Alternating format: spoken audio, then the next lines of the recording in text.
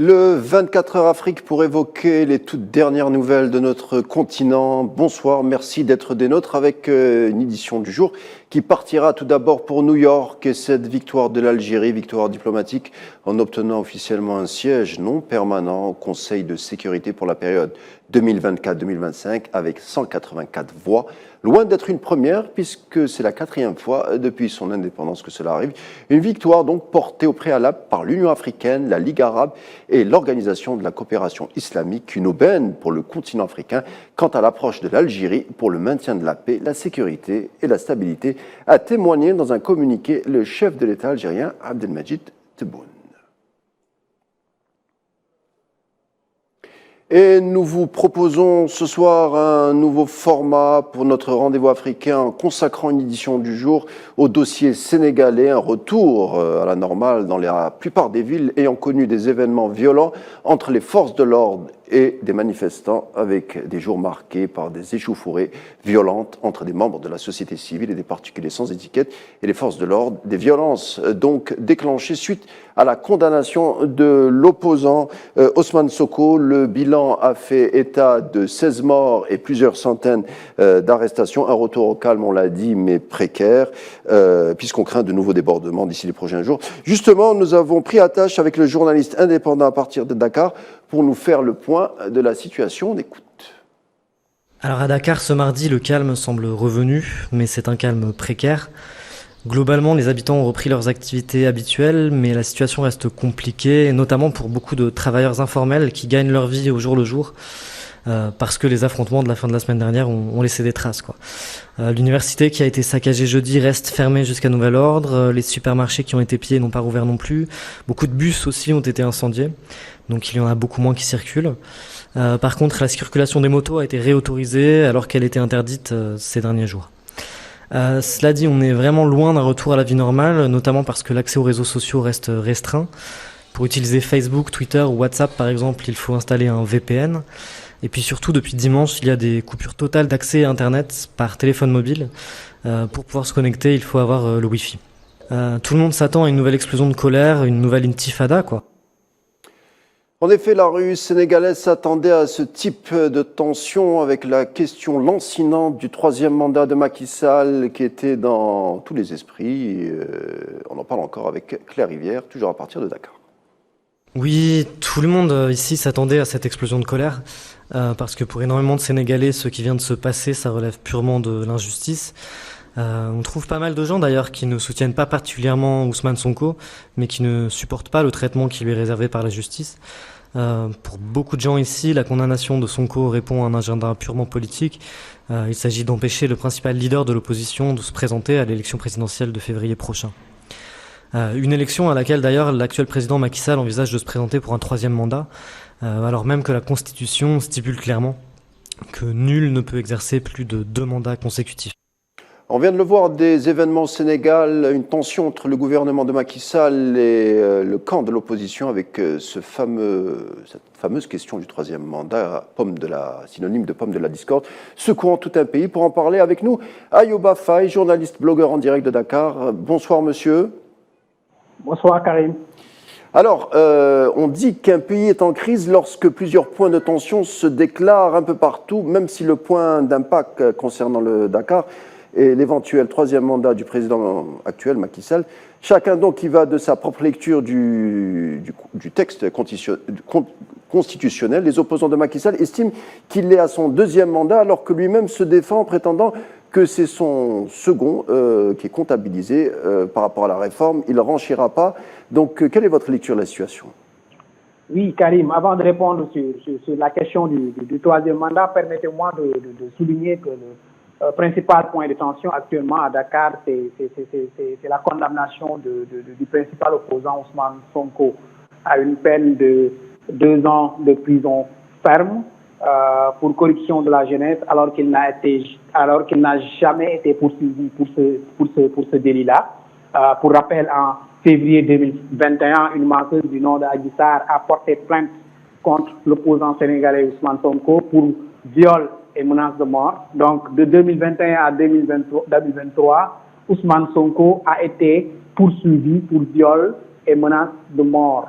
maintenant devant la chambre criminelle où il a été envoyé, mais devant laquelle il n'a pas comparu pour les raisons que nous n'évoquerons pas ici. Les avocats de la partie civile, n'ayant pas de preuves matérielles pour plaider la culpabilité de l'accusé, ont, dans leur plaidoirie, axé leur défense sur trois points. La présence d'Ousmane Sonko. Ayouba Faye, on va en parler, mais je voulais plus qu'on revienne sur le fameux troisième mandat de Macky Sall. Quelle est votre analyse de la situation? Oui, mon analyse de la situation, le troisième mandat de Macky Sall, juridiquement, la Constitution du Sénégal est claire là-dessus.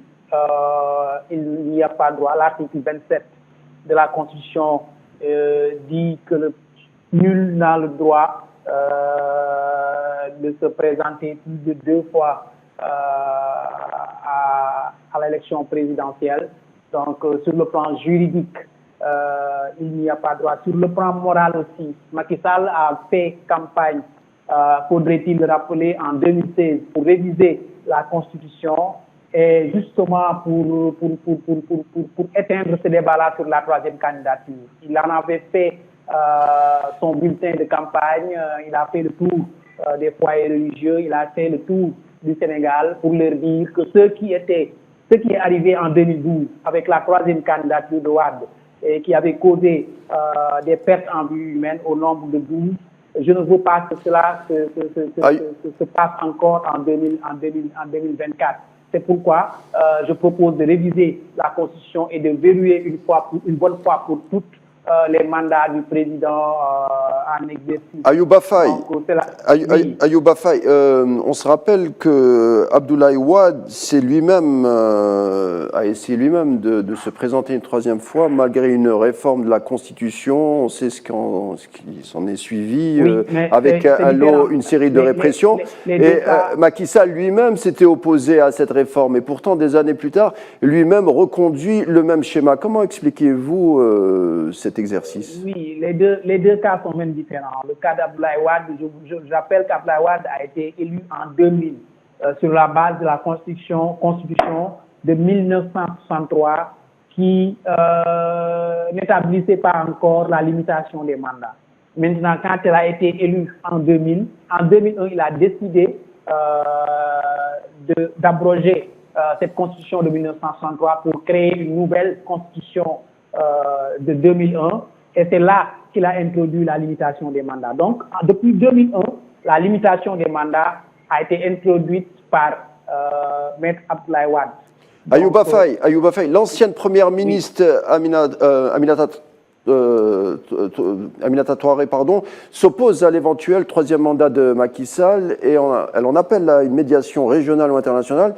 Mais après 16 morts et plusieurs centaines d'arrestations, la communauté internationale, celle-ci réagit timidement, pour ne pas dire pas du tout. Est-ce que pensez-vous que cela dénote que les grandes puissances comme la France, par exemple, opteraient pour une continuité du système Macky Sall? J'aimerais encore préciser encore une fois de plus que les 16 morts, que les événements qui sont récemment déroulés ne sont pas dus explicitement à une probable troisième candidature de Macky Sall. C'est dû à la condamnation de l'opposant principal, Ousmane Sonko. C'est ce qui a réveillé cette colère intense des Sénégalais, des jeunes Sénégalais dans les rues et qui a causé ce qu'il a causé aujourd'hui. Maintenant, les réactions de la communauté internationale par rapport à la troisième candidature. Ayouba Faye, malheureusement le temps nous est limité, nous vous inviterons par la suite. Merci d'avoir répondu à nos questions. Je rappelle que vous êtes journaliste et que vous interveniez à partir de Dakar. Et puis un autre sujet du jour, à l'occasion de la Journée mondiale de l'environnement célébrée cette année, son 50e anniversaire à Abidjan, Côte d'Ivoire, les Nations Unies appellent à déployer plus d'efforts pour mettre fin à ce qu'ils nomment le désastre de la pollution plastique. À l'occasion d'une rencontre, la production annuelle de plastique a plus que doublé en 20 ans pour atteindre plus de 430 millions de tonnes. Elle pourrait tripler d'ici 2060 si rien n'est fait. Une première version d'un futur traité international contre la pollution est prévu d'ici 2024.